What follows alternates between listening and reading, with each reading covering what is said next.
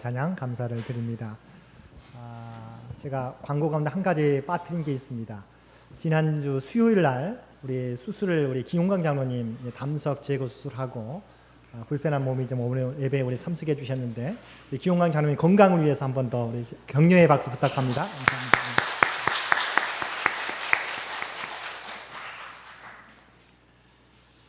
사람들은 모두가 자기만의 기준을 가지고 인생을 살아갑니다. 자기만의 인생 철학이 있다는 것입니다. 나름대로 의미가 있지만 중요한 것은 그 삶의 기준이 절대 기준에 부합되었을 때 더욱 의미가 있는 것입니다. 이것을 철학이라는 말의 어원을 통해서 살펴보겠습니다. 철학의 한자 풀이를 보면 학문을 밝힌다는 의미로 모든 학문의 출발점이라고 합니다. 그런데 원래 철학 필라소피의 그리스도 언어로 살펴보게 되면 필리아라고 하는 사랑이죠. 이 단어와 소피아라고 하는 지혜라고 하는 두 단어의 합성어입니다.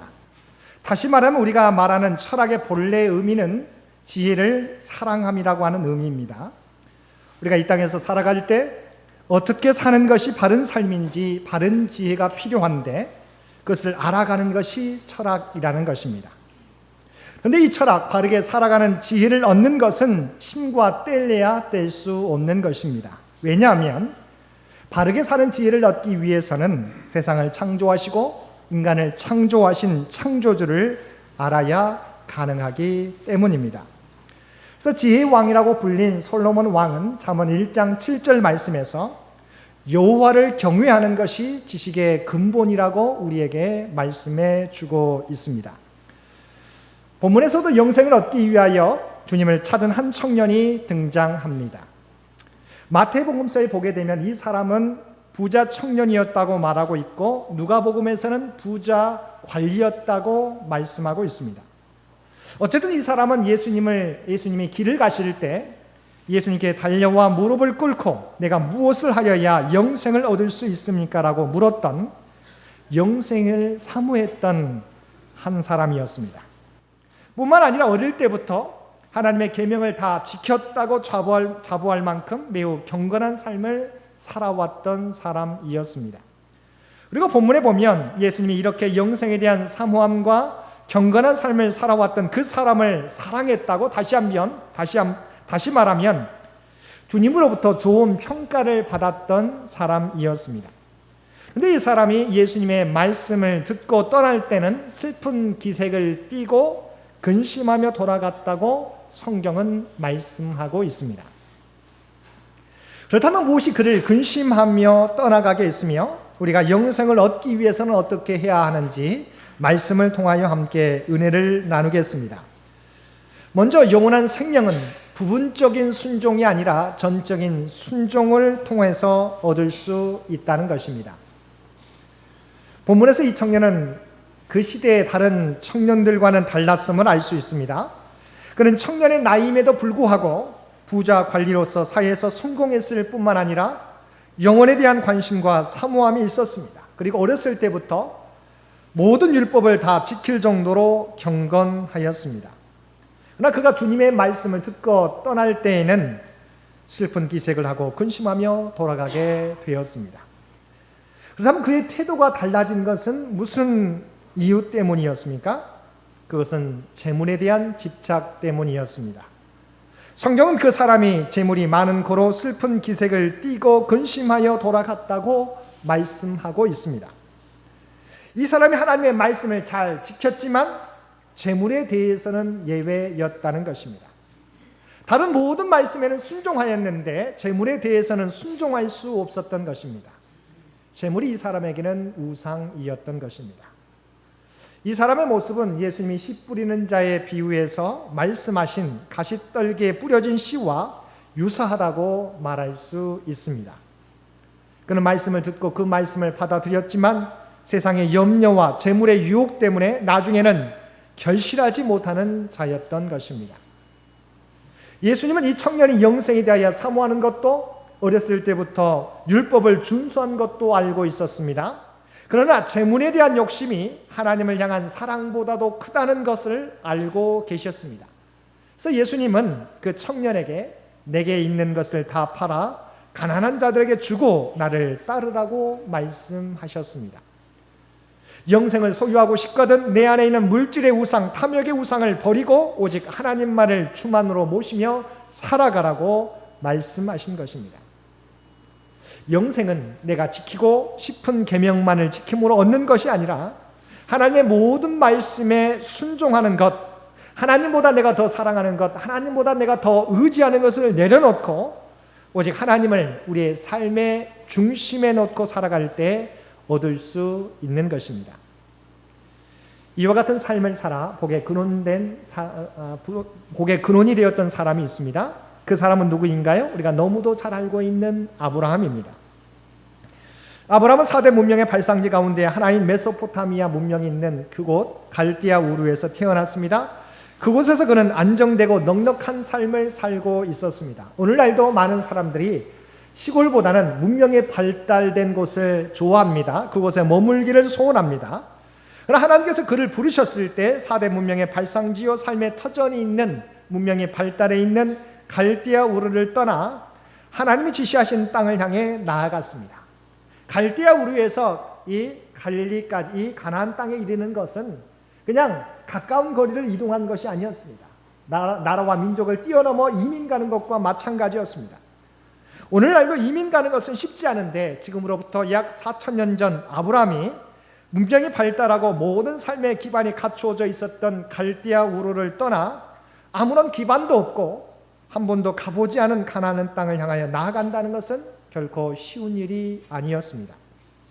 그러나 아브라함은 하나님의 명령을 따라 모든 것을 뒤로하고 지시하시는 땅을 향해 떠나갔던 것입니다.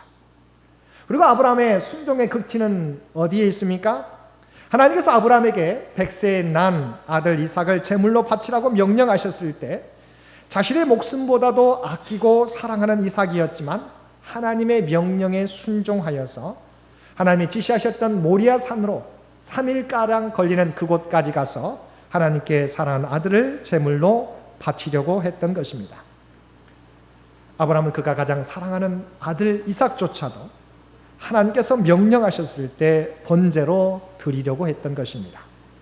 아브라함은 그 순종을 통하여 그의 믿음이 인정받았고 하나님의 복을 다시 한번 확인받는 은혜를 입게 되었습니다.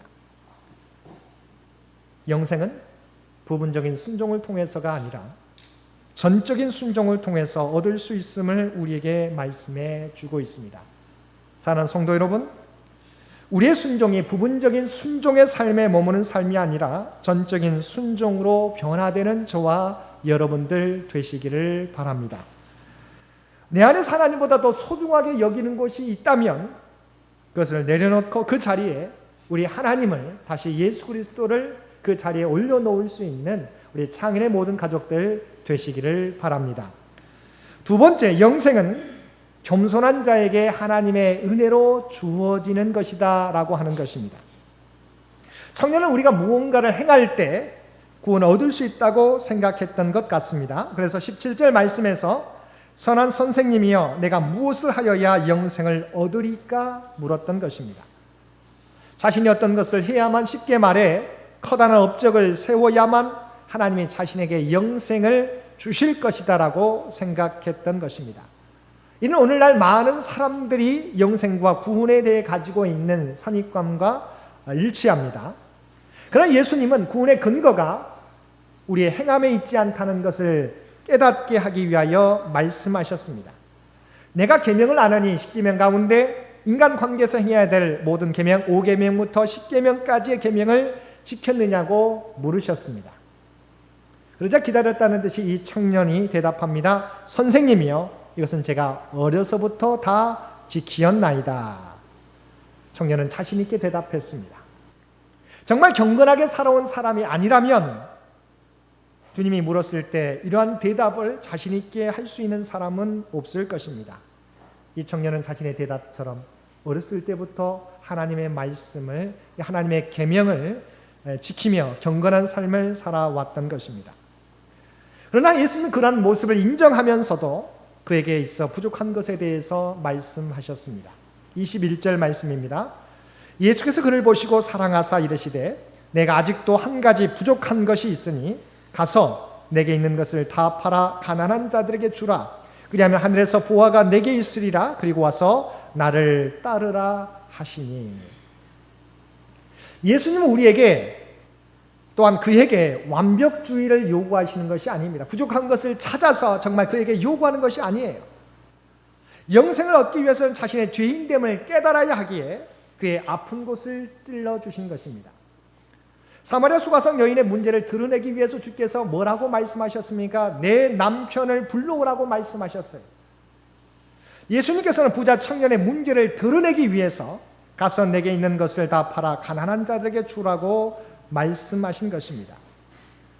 사실 부자 청년에게 있었던 문제는 무엇이에요? 그의 도덕적 자부심에도 불구하고 재물에 대한 탐심이 그 청년을 내가 지배하고 있었다는 거예요. 그러나 이 청년은 자신이 모든 계명을 어려서부터 다 지키었기에 재물에 대한 탐심은 그리 커다란 죄로 여기지 않았던 것입니다. 자신의 상대적 경건함이 자신의 허물을 대수롭게 여기지 않게 만들었던 것입니다. 하나님께서는 단 한 가지 죄를 범한다 할지라도 우리가 죄인인 것을 분명히 말씀하셨습니다. 야고보서 2장 10절 말씀입니다. 누구든지 온 율법을 지키다가 그 하나를 범하면 모두 범한 자가 되나니. 이 말씀은 하나님께서 하나하나 다 살펴보시겠다고 하는 그런 의미가 아니에요. 우리가 아무리 선하게 행하려고 해도, 우리가 계명을 다 지키려고 해도 우리가 다 그 계명을 지킬 수 없음을 우리에게 말씀해 주고 있는 거예요. 인간은 자신의 의를 통해서 구원에 이를 수 없음을 말씀해 주는 거예요. 자신이 남들보다 상대적으로 의롭게 살아왔을지라도 그 상대적 의가 나를 구원에 이르게 하는 것은 아니라고 하는 거예요. 우리가 아무리 선한 삶을 살아왔다고 하더라도 하나님 앞에서는 우리 모두는 죄인이라고 하는 거예요. 그런데 이 청년은 자신이 어렸을 때부터 하나님의 계명을 다 지켜왔기 때문에 내가 다른 사람보다는 더 의롭다고 생각했던 것입니다. 어렸을 때부터 모든 계명을 지켜왔던 부자 청년이 주님의 말씀에 근심하며 떠나가자 예수님과 부자 청년의 말씀을 듣고 있었던 제자들이 걱정하여 이렇게 말합니다. 그러면 이렇게 어려서부터 계명을 지켜왔던 청년도 구원을 얻을 수 있다면, 구원을 얻을 수 없다면 그 누가 구원을 얻을 수 있겠습니까? 제자들도 생각해도 이렇게 철저하게 하나님의 계명을 지켜온 청년도 구원을 얻을 수 없다면 그 누가 하나님 나라에 올라갈 수 있겠습니까? 라고 물었습니다. 주님의 대답이 무엇이었습니까? 27절 말씀입니다. 예수께서 그들을 보시며 이르시되 사람으로는 할 수 없으되 하나님으로는 그렇지 아니하니 하나님으로서는 다 하실 수 있느니라 말씀해 주셨습니다. 사람은 스스로 구원할 수 없지만 하나님은 구원하실 수 있다는 말씀입니다. 우리가 계명을 잘 지키려고 노력한다고 할지라도 우리 스스로는 구원에 이를 수 없습니다. 왜냐하면 우리는 그 모든 계명을 다 지킬 수 없기 때문입니다. 그래서 하나님은 인간을 구원하실 때 인간의 행함에 근거를 두지 않으시고 예수 그리스도를 우리를 위한 대속 제물로 내어주심으로 예수님을 믿는 자마다 구원을 얻을 수 있도록 은혜를 베풀어 주신 것입니다. 그래서 바울 사도도 에베소서 2장 8절과 9절 말씀에서 이렇게 우리에게 말씀해 주시고 있습니다. 너희는 그 은혜에 의하여 믿음으로 말미암아 구원을 받았으니 이것은 너희에게서 난 것이 아니요 하나님의 선물이라. 행위에서 난 것이 아니니 이는 누구든지 자랑하지 못하게 함이니라. 저와 여러분 모두는 행함으로 구원을 얻지 못합니다. 상대적 의로도 구원을 얻지 못합니다. 내가 다른 사람보다 더 의롭다 할지라도, 내가 어려서부터 믿어왔고 내가 목사이기 때문에, 장로님이기 때문에, 권사님이기 때문에, 집사님 때문에 구원받는 것이 아닙니다. 내가 상대적으로 다른 사람보다 더 봉사와 헌신을 많이 했기 때문에 구원받는 것도 아닙니다. 오직 예수 그리스도를 믿음으로 구원을 얻는 것입니다. 사랑하는 성도 여러분, 주님께서 이 청년의 무엇을 지적하고 계십니까? 상대적 의를 내려놓고 오직 주님만을 의지하라고 하는 거예요. 내가 상대적으로 의롭다 할지라도 그러나 그 의가 너를 구원에 이르게 하지는 못한다고 하는 거예요. 우리도 우리 자신을 돌아봐야 돼요. 때로는 우리도 다른 사람과 비교합니다. 사실 베드로도 마지막 주님께서 그에게 갈릴리 디베라 바닷가에서 주님을 부인하고 도망쳐왔던 베드로에게 찾아오셨을 때 네가 나를 사랑하느냐고 3번 물으셨어요. 주님께서 내가 당신을 사랑하는 것을 당신이 아십니다라고 3번 대답했습니다. 그때 주님께서 이제 베드로의 앞날을 내 양을 치라고 귀한 사명을 다시 한번 맡겨주시면서 내 앞날이 이제까지는 네가 원하는 길을 걸어왔지만 이제부터는 네가 원하지 않는 길을 띠띠고 걸어가게 될 것을 말씀해 주셨어요. 이제 성령께서 너를 주장하게 될 때에 하나님께서 너를 주의 도구로 사용해 주실 텐데 네가 원하지 않는 고난의 길도 걸어가게 될 것이다. 그때 베드로의 관심이 어디에 있었습니까? 주님께서 사명을 맡겨주시는데도 관심은 다른 제자, 주님께서 사랑하셨던 사도 요한에게 관심을 갖습니다. 그는 어떻게 되겠습니까? 라고 묻고 있는 거예요. 우리는 때로는 서로를 비교합니다. 상대적으로 내가 다른 사람보다 더 나으면 안심하는 것이죠. 그런데 하나님께 대한 믿음은 우리가 상대적 의가 아니에요. 하나님 앞에서는 내가 다른 사람보다는 뛰어날지라도 더 봉사하고 헌신했을지라도 하나님 앞에서 우리 모두가 죄인일 뿐이라고 하는 거예요.